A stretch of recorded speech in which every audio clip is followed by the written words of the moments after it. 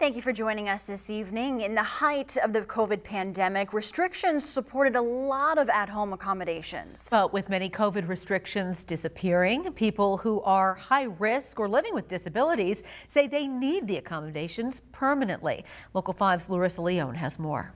As the CDC relaxes COVID mitigation recommendations, many Iowans are feeling safe to return to pre-pandemic living. But for Hannah Soyer, who has spinal muscular atrophy and is considered high risk for COVID-19, the pandemic isn't over. The more certain people ignore it, the worse it becomes for those of us who can't ignore it. While COVID brought risk for Iowans with disabilities, it also brought long-needed at-home accommodations.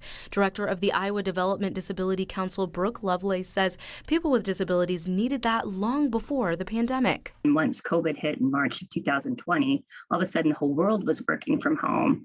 And it was something, here's folks with disabilities that have been asking for that forever, and now it actually is a reality.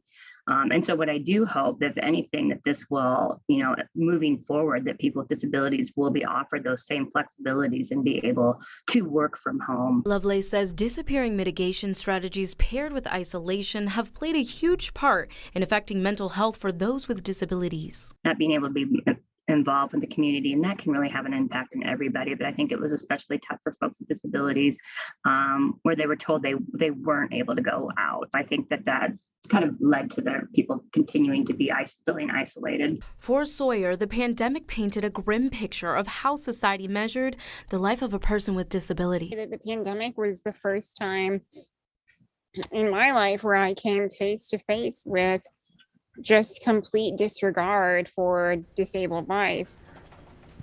Now, Larissa, what are some of the ways Hannah has raised awareness for people with disabilities?